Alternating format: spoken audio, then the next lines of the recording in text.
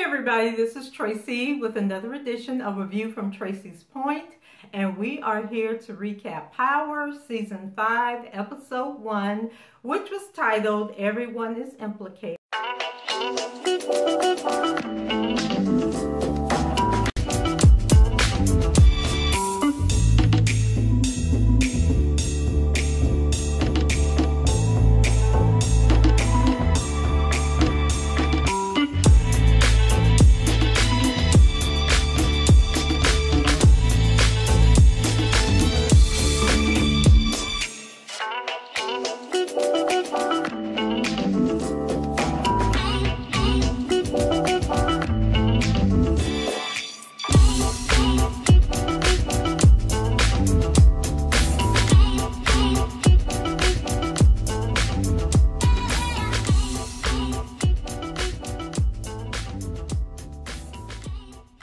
And before we get started, I hope everyone enjoyed their 4th of July holiday. I know it sucks when the 4th of July or any holiday is in the middle of the week, especially for those of you that have to get up and go to work in the morning.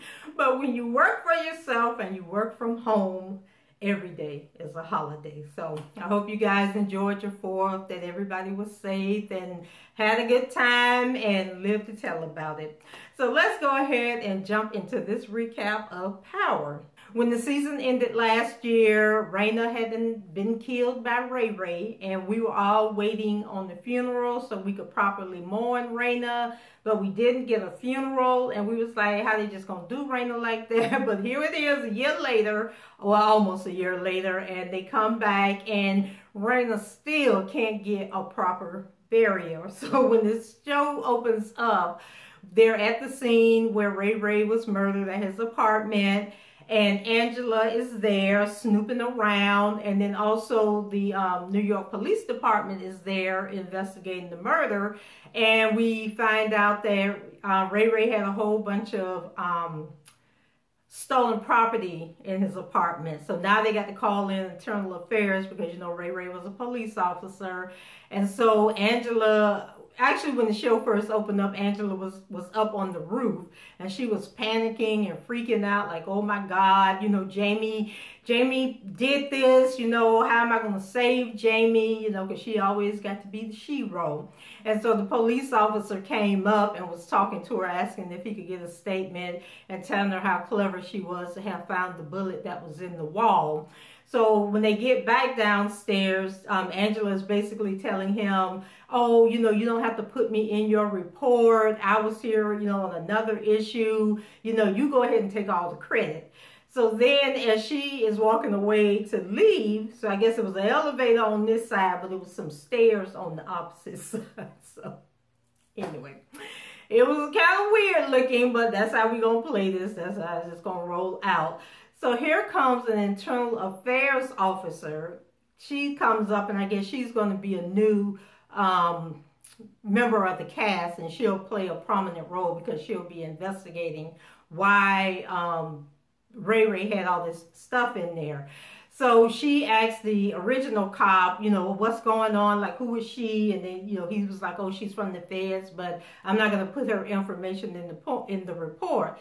So now she got an eyebrow raised like, okay, what the hell was that all about? And why would the feds be involved with a simple murder? Which is a question that so many people ask about Power, is why would the feds always be into drug dealing and stuff like that? And, you know, I did a video about my ex, you know, and I explained to y'all why the feds would be involved with simple drug dealing cases, because if you are charged with federal racketeering and someone is killed in the commission of your drug operation, they can try you under the RICO Act, plus they can seek the death penalty. So that is why the feds are like all up Ghost and Tommy and all of their behinds, because they're really trying to get that death penalty sentencing, and they have more leeway on the federal level than on the state level when it comes to prosecuting drug crimes.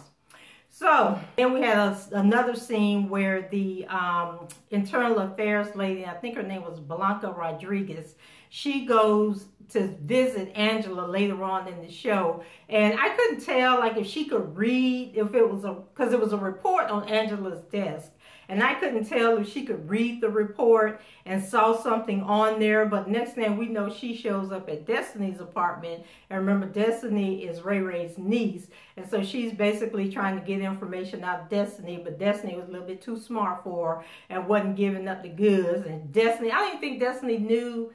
She was telling Destiny that she would get the survivor's benefit, but I couldn't tell if Destiny knew that Ray Ray was dead already, or if she just thought he hadn't came home or he had gone into hiding. So she seemed to be shocked by the whole mention of death benefits. Then we had a scene with Angela and Tasha is basically telling Angela, like, you in this, honey, you in this with us. And Jamie did not kill Ray Ray. It was Tariq that killed Ray Ray. So now she's playing on Angela's sensibilities, and Angela's like, oh no, not Tariq.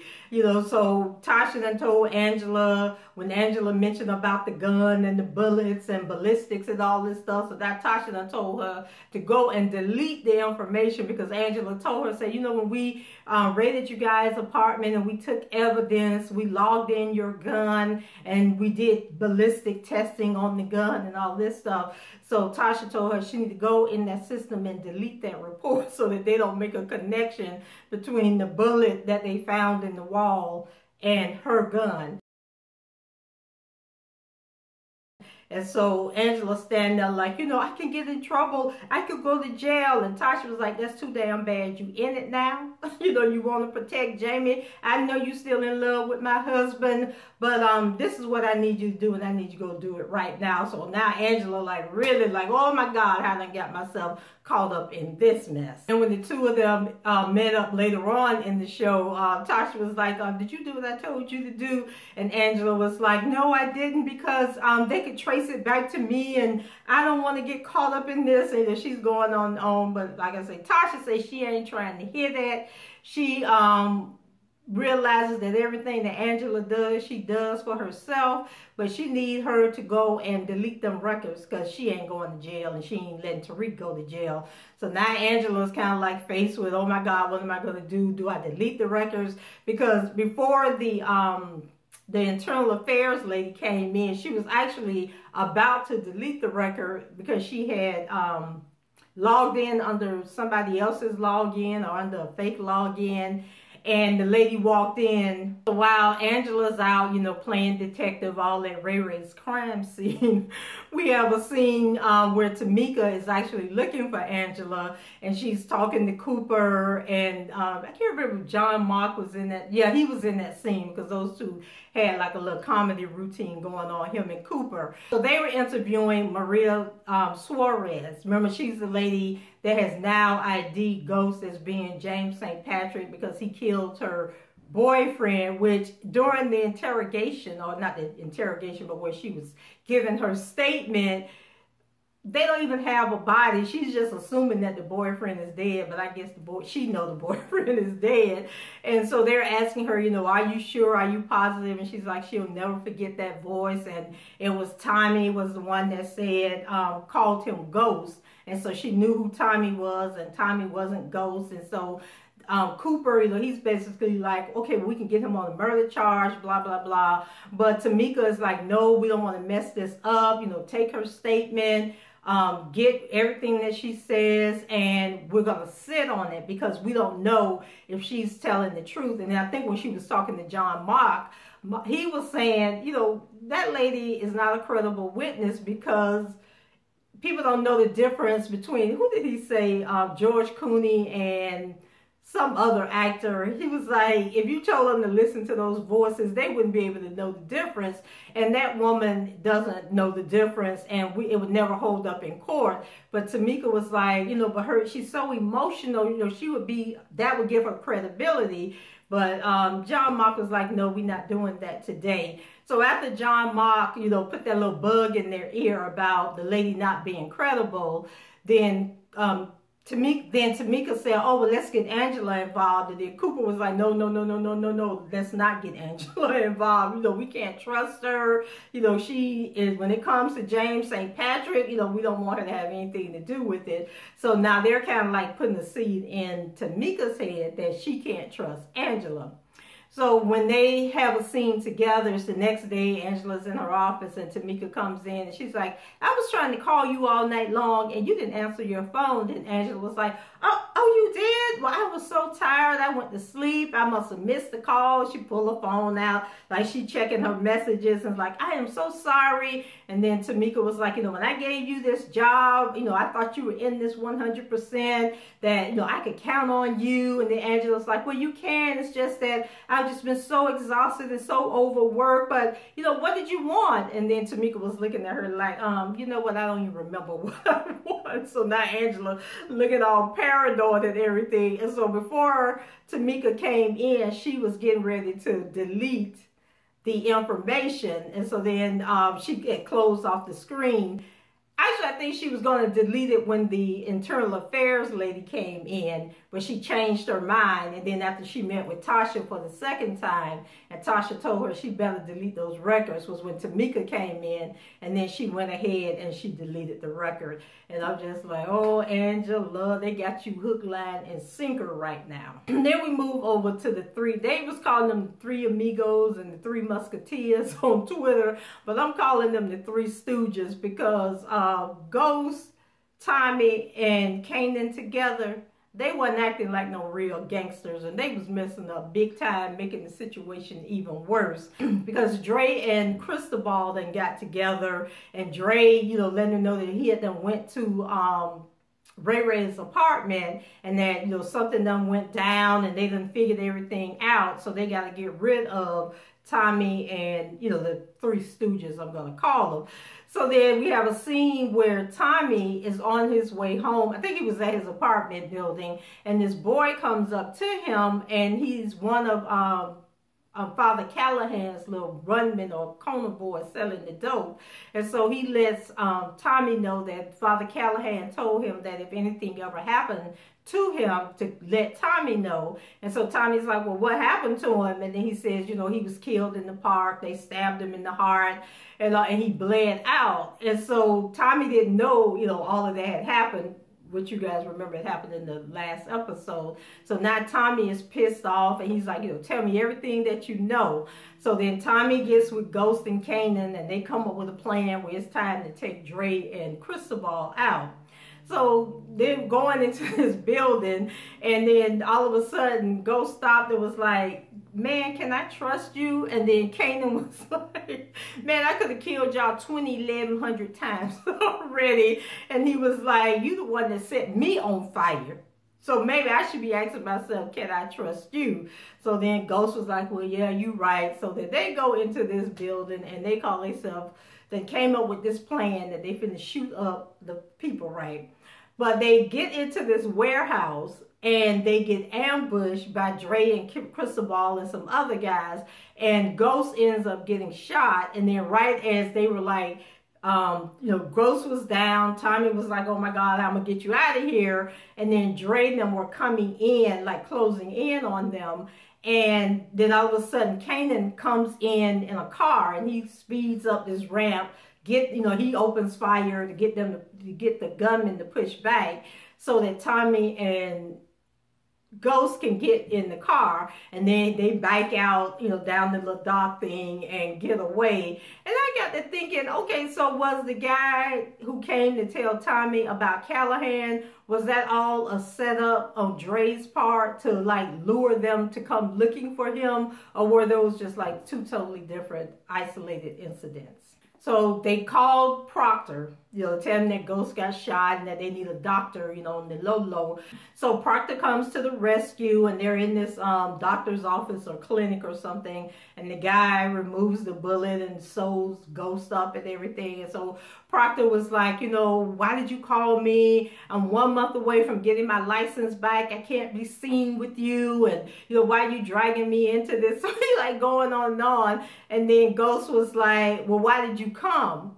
And then he looking around, he said, well, because I could help. And then he was like, and who is this guy talking about Canaan? And, Ghost telling him, he's good people, he's good people. So after he went through this whole spiel about getting his license back and he ain't supposed to have no contact with Tommy or Ghost, then he gonna say, well, I'm sorry about your loss, and I'll see you tomorrow at Raina's funeral. And I'm like, okay, well, wouldn't going to the funeral be an acknowledgement that you're still in contact with Tommy and Ghost? Like, I would think so. Then another stupid scene was Tasha coming back after meeting with Angela. And so she had left, what's the friend's name? Keisha. So she had left Keisha in the townhouse with the kids. And so, well, with Tariq, because, we'll never see that baby. Every now and then we see the baby. So Tasha comes in and she's like, is Tariq still here? Did he leave the apartment while I was gone? And then Keisha was like, no, he's been in his room ever since you left. She's like, Tasha, what's going on? I want to help. What's going on? So then Tasha gets all emotional and was like, I need your help. If anybody asks you, was I here? I need you to say that me and Tariq was here the whole night with you. And Keisha was like, oh my God, Tasha, what's going on? What's going on? And then Tasha said something. And then all of a sudden, she said, oh, I just need your help.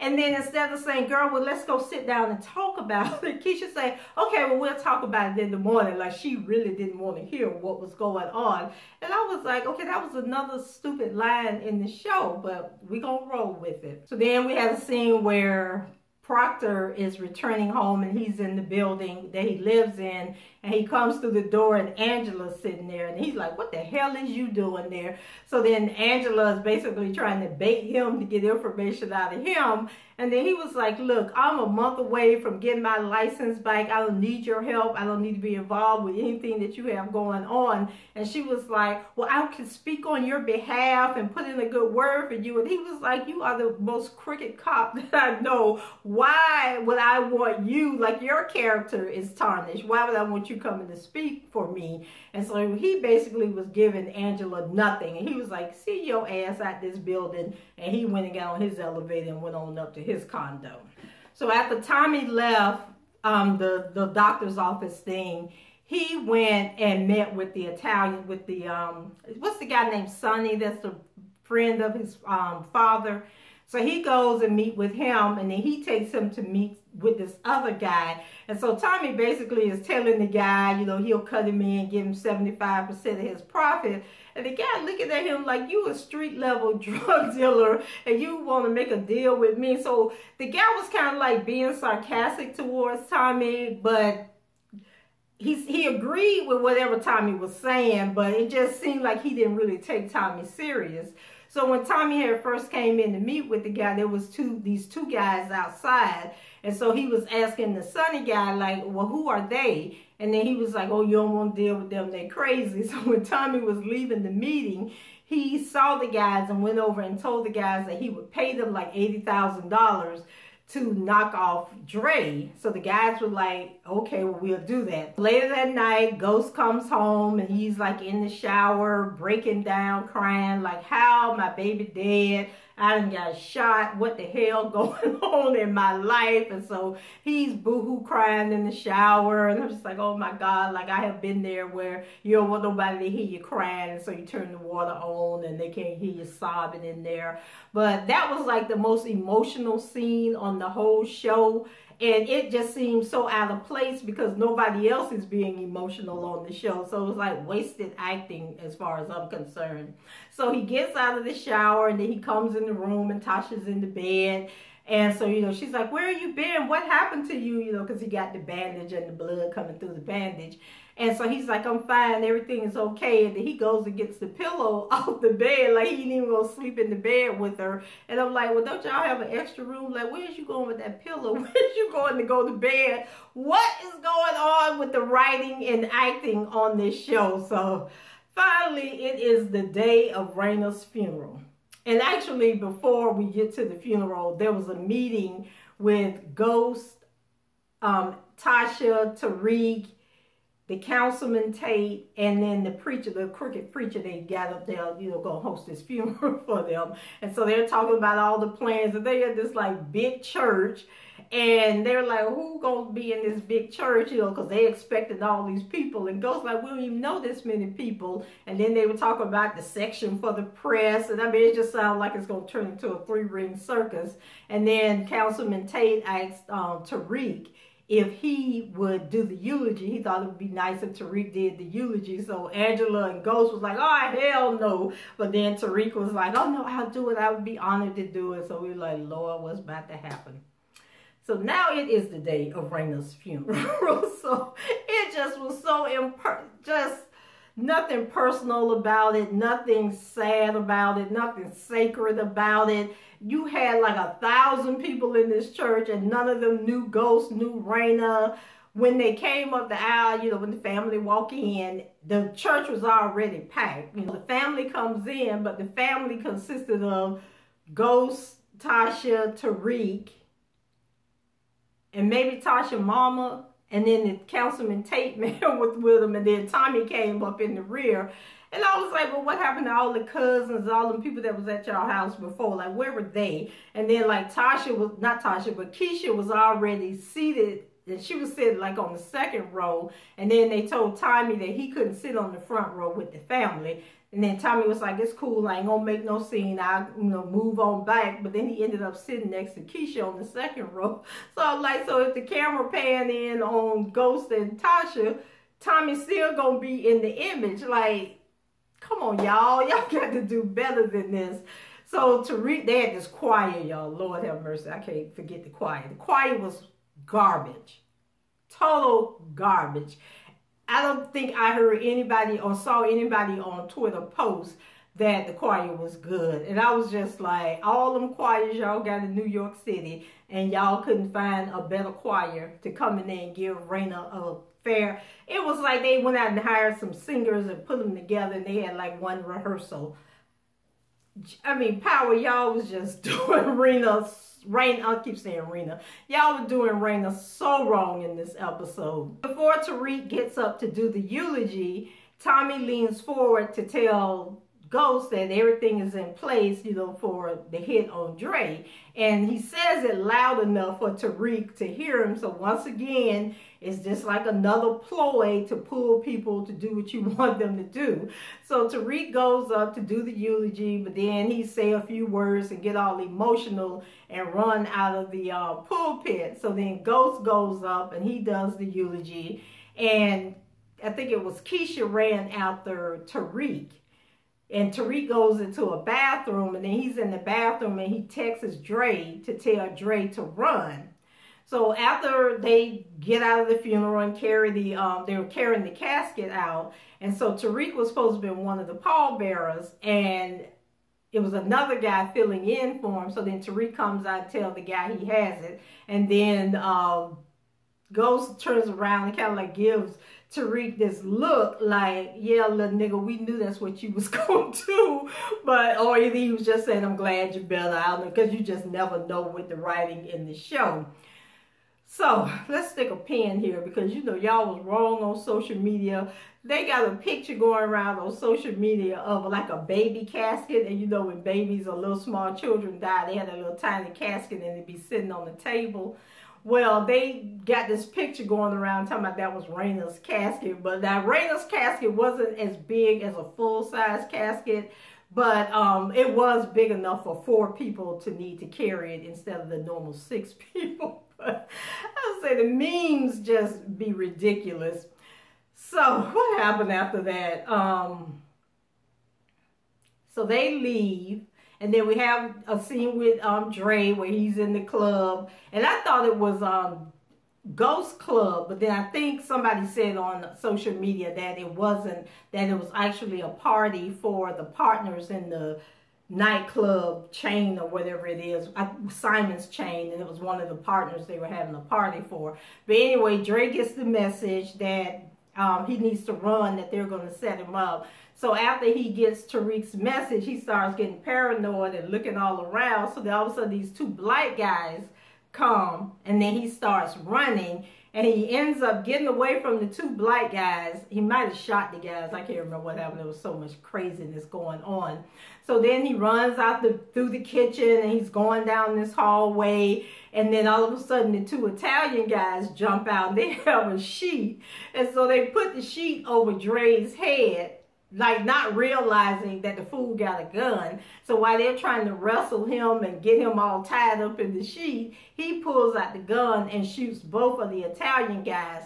And I'm thinking, oh my God, now the Italians are going to be coming for Tommy for getting their two guys shot up. But although one of the guys was still like sitting up, like, I can't believe I got shot, so maybe he doesn't die, and he actually gets back to the Teresi people and tell them what went down, and that it was actually Dre that killed or tried to kill them. We don't know. Then we had a scene with, I guess it was supposed to have been the repast. The family came back from the graveyard, and they're at the church, and in the church, I don't even know if it was a church, if they were back at the church, because it was like the spiral stairwell or something. So maybe it was just like a really huge church, and the stairwell led down to the basement or something, where they have like an event facility. I don't know. But your boy, what's his name, Terry Silver, the attorney, he was at the funeral. Crazy. So him and Tasha are standing down at the bottom of the stairwell, and they're talking, and then they get to kissing, and Tasha mama come down the stairs, and she looked down and she see him, and so Terry walks off, and the mom, you know, is like, Tasha, what are you doing? Have you lost your mind? And Tasha basically telling her she need to mind her own business and that she's okay. So the show pretty much ends with, first we have 50 Cent, or Canaan. So Canaan is coming like out of the back of this building. I don't know if it was a nightclub or whatever, but he's with this chick, and the chick is like, oh, you ain't gonna open the door for me? And he was like, open the door for yourself. And so he goes down to get in on the driver's side and realize there's a card stuck on the windshield. So he gets the card, and it was that calling card from Alicia Jimenez. It was like a tarot card. And so that's how he got his. I can't remember how Tommy got his, and I meant to go back and watch and see what was the scene. But then Ghost is at the cemetery, and it's nighttime, and you know, he's standing over Raina's grave, and he's all sad and sorrowful. And then all of a sudden, Dre rolled up on him, and Dre got a hoodie on and all this stuff. And so he basically tells Ghost that he could have took him out by now, but he gonna give him another opportunity. But he just won't let him know that if he don't back up or back off of him, that, you know, everybody gonna die. And so then he gives Ghost the card. You know, he's sticking it in his pocket, and Ghost looking at him like, Negro, I could have killed you 10 feet before you got over here to me. So as Dre is walking away, Ghost rips the card up and throw it on the ground, and I was just like, it was a good season opener.